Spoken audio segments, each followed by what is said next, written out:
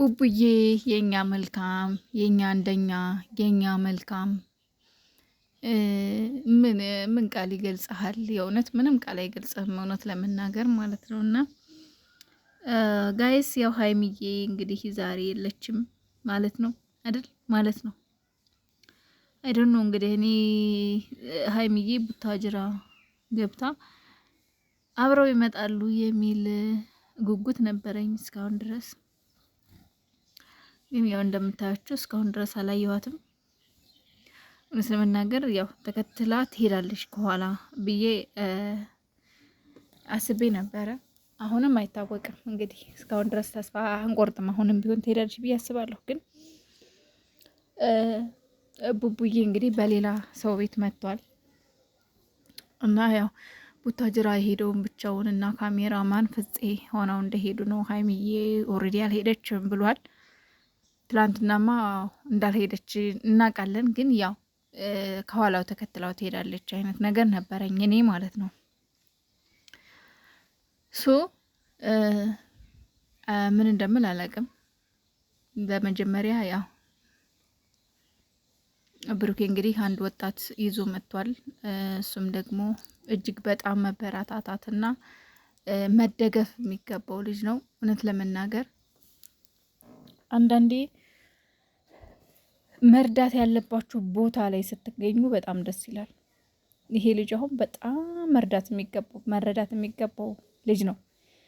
በተለይ ሰብስክራይብ፣ ላይክ ማድረግ እውነቴን ነው ብላችሁ ምንም ለልጁ ትልቅ ጥቅም አለው። እኛን ግን ምንም የሚጎዳንም ከኪሳችን የምናወጣውም ምንም ነገር የለም እና ቡቡዬ እንግዲህ ቻናል ከፍቶ ላይክ አድርጉለት፣ ሰብስክራይብ አድርጉት ብሏል። መቼም የጨረቃ ፋሚሊ ለዚህ ችግር የለበትም፣ ለፍቅር ችግር የለበትም፣ ለጸብ ነውና ለፍቅር ደግሞ ችግር የለበትም። ፋሚሊው ያው እየገባ ሰብስክራይብ እንደሚያደርገው ተስፋ አድርጋለሁ። ሁላችሁም እየገባችሁ ሰብስክራይብ አድርጉት። በዛ ላይ ደግሞ አስቡት፣ ልጁ ያመዋል፣ በአንድ እጁ ነው እየሰራ ያለው። የሚሰራውም ደግሞ ሊስትሮ ምናምን ነው እና እሱም በአንድ እጁ ነው የሚጠርገው። ምን ያክል ጠንካራና ጎበዝ ወጣት እንደሆነ እንደዚህ አይነት ወጣቶችን ማበረታታት ለሌሎች ተስፋ ለቆረጡ ተስፋ ቆርጠው እኛ ምንም ዋጋ የለንም እኛ በቃ ምንም አንሰራም ብለው ለተቀመጡ ሰዎች ተስፋ የሚሆን ልጅ ነው።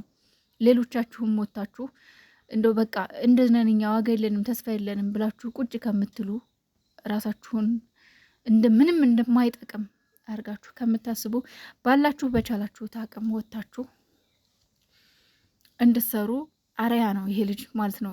እንደዛ አሁን ጎዳና ላይ የወደቁ ልጆች አሉ፣ እንዲሁ በሽተኛ ሆነው የተቀመጡ ሰዎች አሉ፣ ብዙ ሰዎች አሉና ይሄን ልጅ ሲያው አሁን እነዛ ሰዎች እንደ እኛም እኮ እንደዚህ ብንሰራ ውጤታማ እንሆናለን ብለው ለስራ እንዲነሳሱ የእውነት የዚህ ልጅ ማለት ነው በጣም በጣም በጣም እኔ እንጃ ብሩኬን እንዴት አድርጌ ማመስገን እንዳለብኝ አላውቅም። ይሄ ልጅ ማለት አስቡት፣ በሽተኛ ነው ግን ደግሞ እየሰራ ልጅ ያለው ቤተሰብ አለው፣ እናት አለችው። አሳዘነኝ አንጀቴ። ችግር በጣም መጥፎ ነው ለሰው ልጅ። ግን አካለ ጎደሎ ነኝ ብሎ ልመና አልወጣም።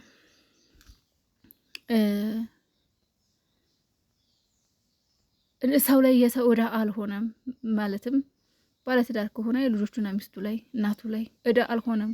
ባለው በአንድ እጁ እየተንቀሳቀሰ ነው እና በጣም ጎበዝና ጠንካራ ልጅ ነው ይሄ ልጅ እና ሁላችሁም እየገባችሁ አበረታቶት። ቡቡዬ እናመሰግናለን።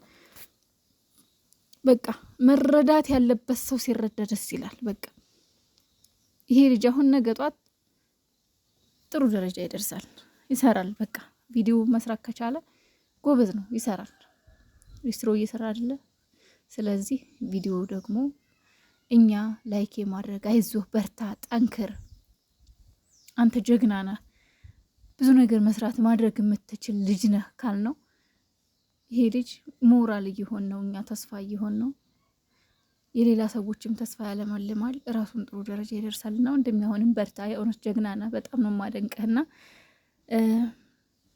የሆነ ሆስፒታልም አለ ብሩኬ ብዙ ጊዜ እዛ እንትን የሚልበት አንዳንድ የተጎዱ ልጆች ሰዎች ምናምን እርዳታ የሚያቀርብበት ማለት ነው፣ ማለት ድምጽ የሚሆንበት ምናምን እና